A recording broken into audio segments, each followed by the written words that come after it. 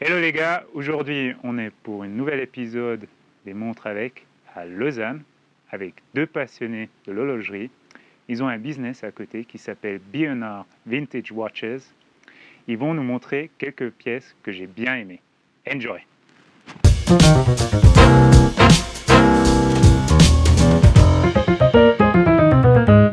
Salut les gars, Salut. merci que je peux être ici à Lausanne, chez vous. Ça fait plaisir. Vous avez une petite entreprise à côté qui s'appelle B&R.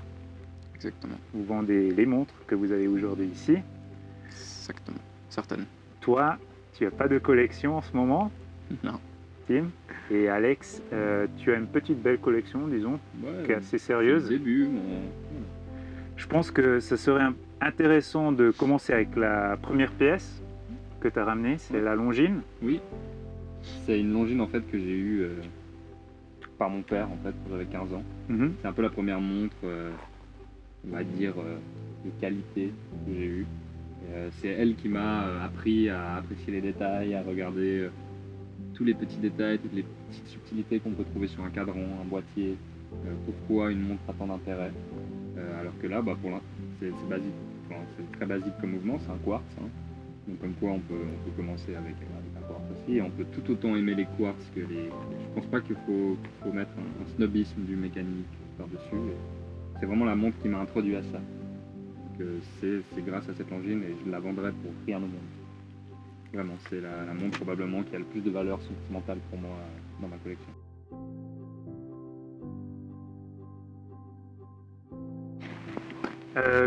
Comment toute cette histoire elle a commencé? Vous êtes voisins, C'est atypique.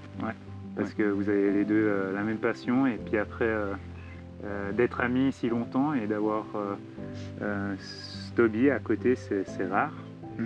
Racontez un peu de vos histoires et pourquoi aujourd'hui je vois 4 Speedmaster et pas d'autres montres. C'est plutôt à moi de répondre à la question, mais je crois que déjà Ouais. Tim, c'est... Bah, alors, en gros, qui on est, quoi, c'est un peu la question.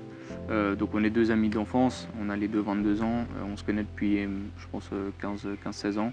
On est, les deux, on est passionnés d'horlogerie. Et Alex l'était un petit peu avant moi, et il savait que j'aimais bien l'horlogerie pour son côté plutôt artistique. Comme on en discutait avant off, moi à la base j'aimais que le neuf parce que c'est ça quand même auquel on est exposé le plus souvent. Mais il est vrai qu'Alex, qui avait déjà fait un peu plus de recherches, il avait découvert le monde du vintage. Et à force de m'en parler, moi qui trouvais ça à la base absolument horrible, parce que pourquoi acheter une épave alors que tu peux acheter quelque chose de tout neuf, j'ai commencé à comprendre qu'en fait ce sont vraiment pas des épaves et ce sont des montres incroyables. Et maintenant, très clairement, je préfère le vintage au neuf, ça c'est sûr à 200%.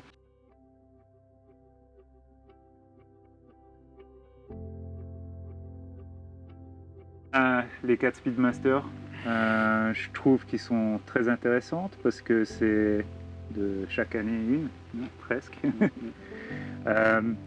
Tu peux un peu rentrer un petit peu dans le détail. C'est clair Ouais. qu'il y a un grand univers On derrière. va pas pouvoir tout expliquer parce que voilà, je pense que les gens savent que la Speedmaster c'est un monde à part. Mhm. Moi c'est quelque chose qui m'intéresse beaucoup, je suis encore un débutant dans les Speedmaster, hein. Mhm.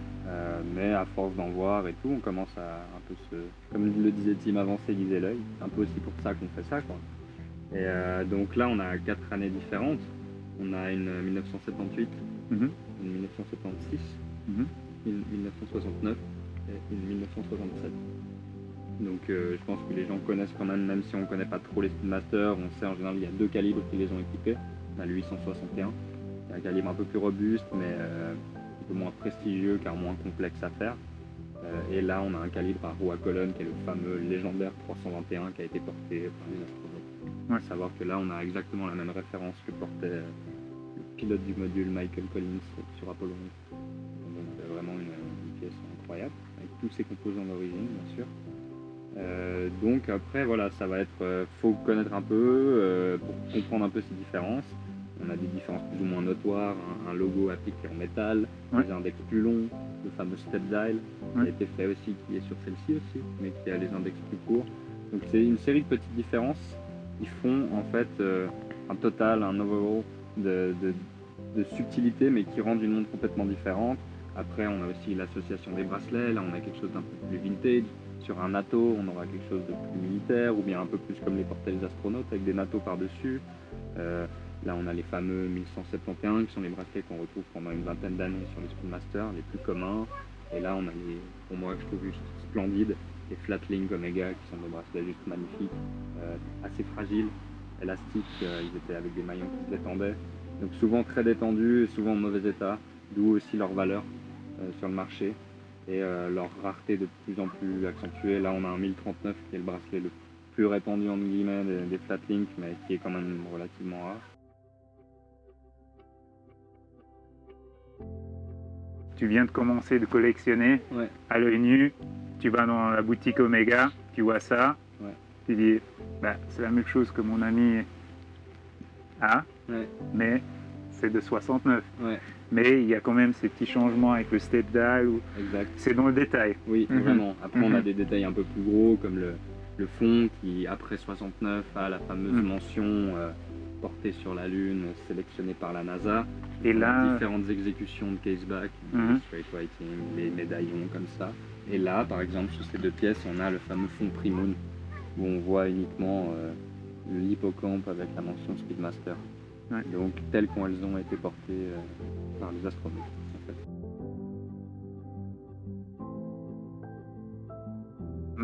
on a une belle Rolex Datejust, la 174, que je trouve qui est formidable parce que qui a une couleur incroyable, que vous vendez en ce moment, Exactement. Ouais. avec les papiers japonais. Ouais, Ouais, elle a papier été d'origine. vendue en 1980 à Osaka. Ouais. Et ces papiers en japonais, c'est un petit détail sympa. Ouais, Et elle est ça, en c'est cool. super état, ce qui témoigne un peu de l'aspect très méticuleux et très soigneux qu'ont les japonais en général dans leur approche. Mhm. Et toi, tu portes la Tudor. Tudor Date, en effet, de 1977, avec un fond bleu aussi absolument Impeccable. impeccable. Zouk, l'expo. Pareil, voilà, qui est certainement resté 20 ans dans un coffre sans bouger, qui avait un plexi absolument dégueulasse, qui est resté 20 ans, qui est un plexi absolument dégueulasse, et on a hésité à la prendre assez longtemps parce qu'on voyait pas bien au travers si le cadran était bien ou pas. Il s'avère que le cadran était absolument nickel, donc ça c'était vraiment Une belle surprise. une super belle surprise. Ouais.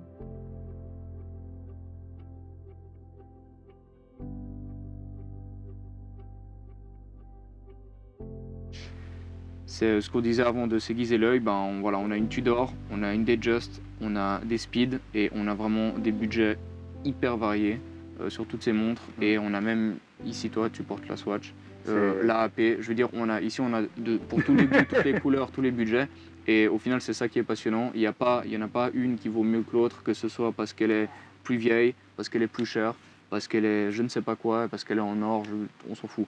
Elles sont juste toutes autant belles. Et c'est ça qui est aussi Authentique aussi. authentique, Exactement. voilà. Au porteur. Et voilà. Et c'est ça qui fait justement la magie du vintage. On va commencer avec la dernière question, qui est, je pense, très intéressante parce qu'il y a toujours le chercheur, celui-là qui va chercher dans l'Internet, et celui-là qui aime vendre parce qu'il a les chiffres dans la tête. Maintenant, vous êtes un team de deux, et c'est la première fois pour moi. Alors pour ça, je me demande, qu'est-ce qu'est votre talent? Qu'est-ce que vous aimez faire le plus? Chercher ou vendre? Alors je pense qu'après ça va dépendre. Maintenant on arrive à un stade où comme tu me l'as dit, il commence à s'éduquer, à chercher, à faire cette démarche de recherche, des références, de comprendre les détails, les variations de cadran et tout. Alors peut-être qu'un peu dans mon âme en guillemets de collectionneur à la base, je me considère avant tout collectionneur plutôt que vendeur. Il y a cette sensation, ce thrill, un peu comme ils disent en anglais, de chercher une pièce et d'arriver à trouver la pépite un peu.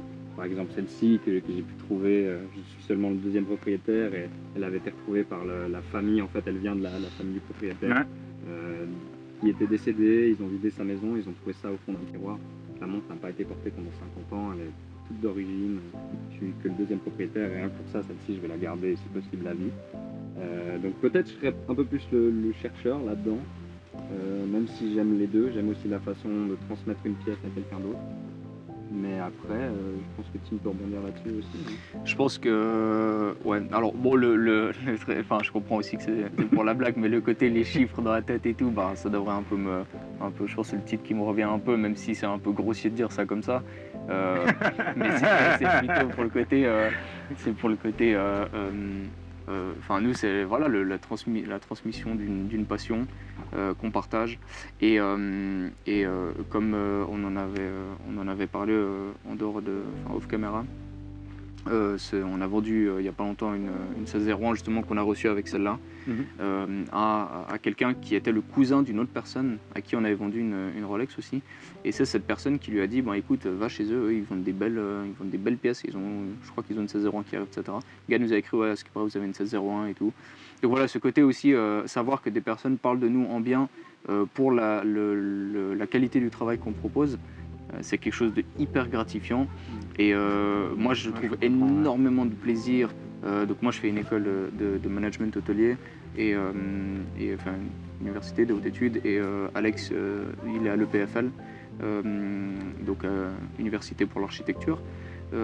Et donc c'est assez marrant parce que lui voilà il va plutôt être peut-être un peu plus dans le technique et dans les choses bien précises et moi plutôt dans le contact et dans le côté émotion.